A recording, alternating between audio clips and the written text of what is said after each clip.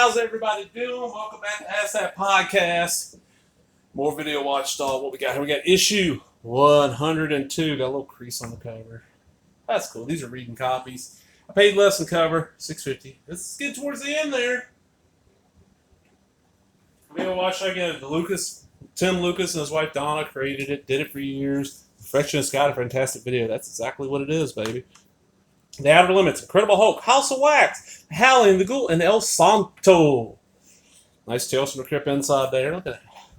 That's how most people think the Crypt Keeper looks. So that show. This is December 2003, so it's still got a few more years. Who's in the kennel this time? We got Stephen R. Bissett, fuck yeah. Joe Dante, yeah. Tim Lucas, David J. Scow, Richard Harlan Smith, and Doug Winter. So we're going to go straight in. Restore the Ghoul. This is about the MGM's DVD of the Karloff film, The Ghoul. Then we got Dog Bites. These are short reviews of stuff coming out. We got The Adventures of Rat Fink and Boo Boo, which is also known as Rat Fink and Boo Boo.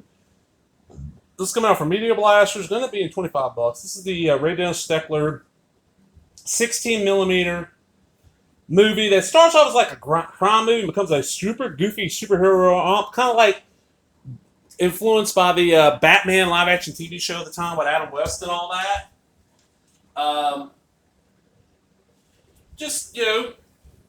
It's an interesting film. It's one where, I'm sorry, the page flipped there. It's one where I know the Turner Classics actually aired. That's why I called it for the first one.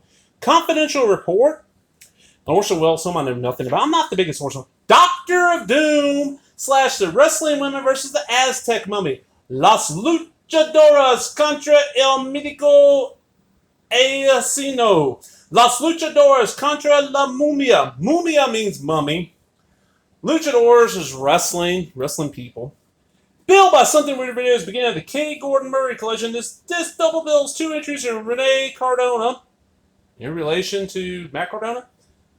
Brief Luchadors Wrestling Women series, a tag team of glamorous lady wrestlers, Gloria Venus, Lorena Velasquez, and Golden Ruby, Elizabeth Campbell, and their deadweight cop boyfriends Handsome Mike, Armando Silvestri, and Short Tommy, Chucho Salinas, are pitted against bizarre creatures, though not before endless, ordinary in-the-ring grappling has eaten up most of the running time. Doctor Doom is a rough draft and more delirious Night of the Bloody Apes. It involves a hooded mad doctor who is transplanting human and gorilla brains with abandon, kidnapping and murdering Gloria's sister in the process.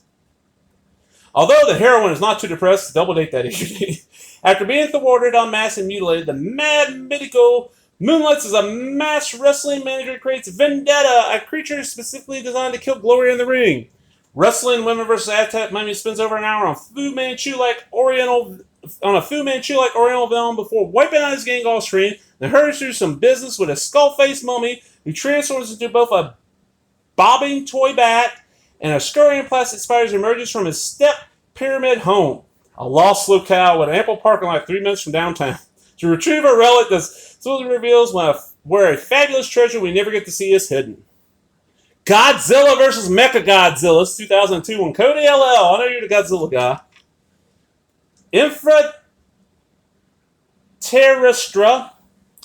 Following an unsuccessful 1992 attempt to rekindle the Santo series, Rodolfo Guzman Harada, real-life offspring Hijo del Santo, son of Santo, step back in the ring for this impoverished production, which likely won't lead to a revival either. Aliens that have secretly dwelled upon beneath Earth's surface for the past few centuries decide to rise up and claim the planet for themselves. The New Avengers, the Definite Dossier. That's a PAL DVD, and then we got the New Avengers 76 from A&E Home Video. Okay, a little story about the Avengers. As a kid, I was the kid that, we didn't pay for TV Guide. TV Guide didn't even exist anymore. I think it does. We got the one that came in the newspaper, and that sat on the table. And when Sundays when it came out, I'd sit there and go through and circle all the movies I wanted to see on the channels we got.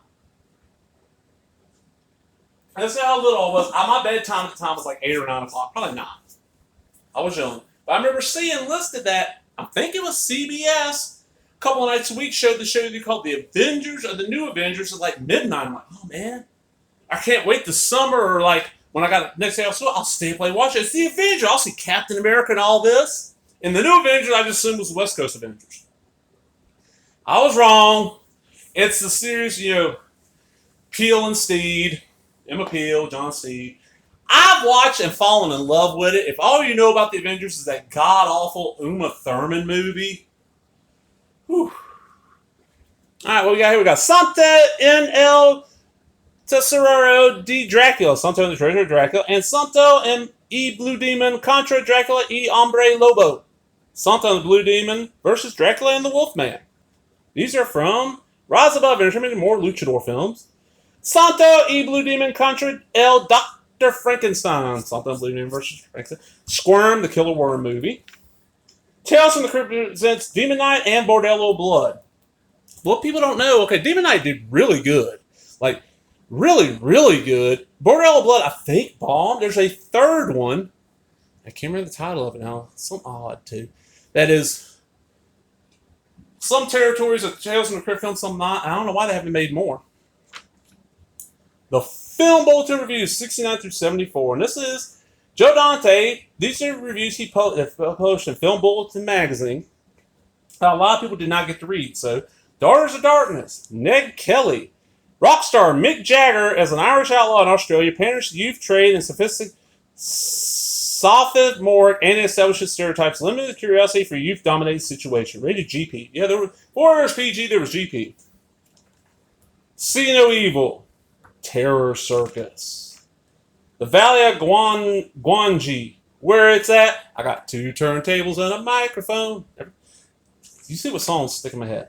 All That You See in Here, The Outer Limits Season 2 on DVD by David J. Shaw. Now this right here.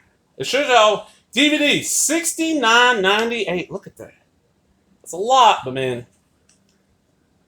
Sequels nearly always pale in comparison to their forebears. In the case of The Outer Limits, much maligned, Season 2 is no different. The series has survived the Renewal Wars' debut in September '64, only be repositioned to a Saturday evening suicide scene opposite the enormously popular Jackie Gleason show.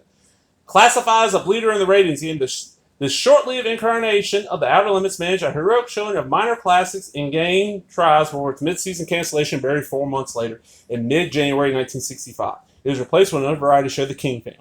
Debuting against overwhelmingly contrary odds, this retrofitted version of The Outer Limits suffered the relentless crisis of time and money that always played the series on the wane.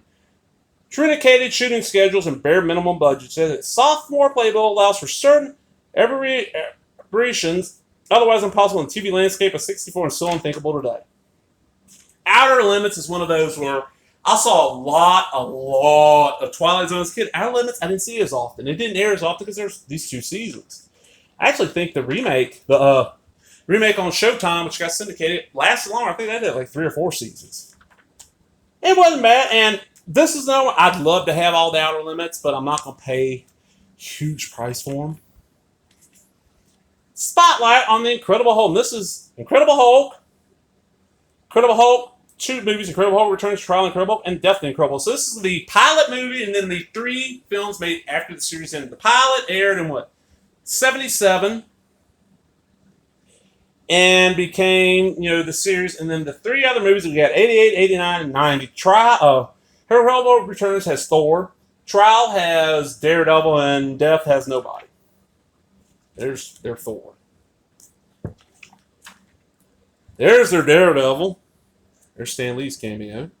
I love these as a kid. Okay, DVDs. The Chronicles of Narnia, The Lion, the Witch, and the Wardrobe from '88.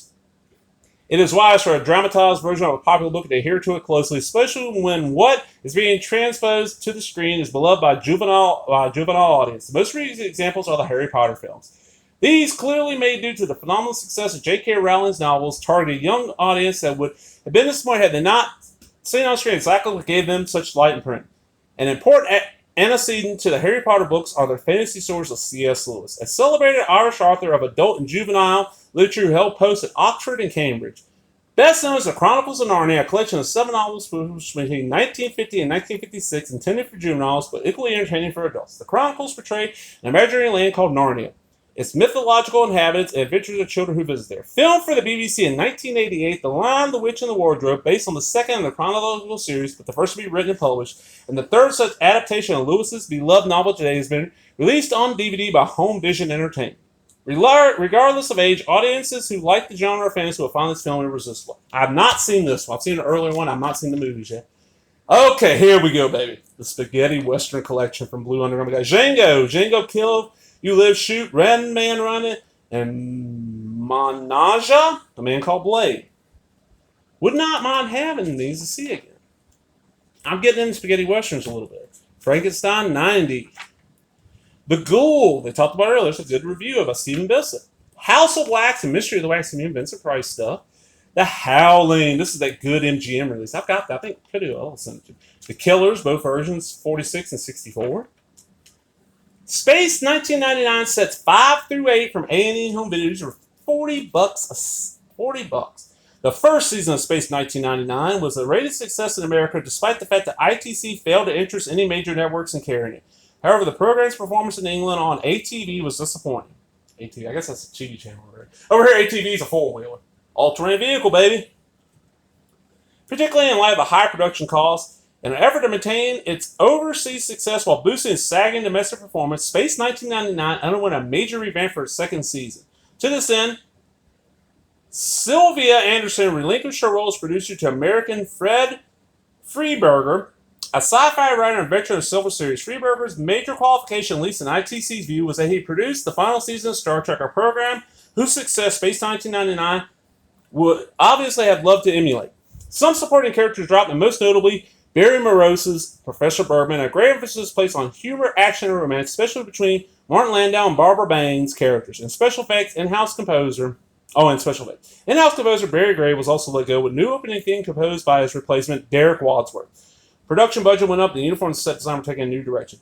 Garnering the attention of most journalists, however, was the addition of beautiful Catherine Schnell. The return of the Pink Panther is Maya, a brilliant shape-shifting Psychon who joined the Alphians on their journey. A welcome addition to the cast. Meanwhile, Season 1's main deficiency, its frequent substandard writing, was not addressed. In fact, almost without exception, the Season 2 teleplays are much worse, frequently devolving into cliché juvenile nonsense that strains the viewer's patience.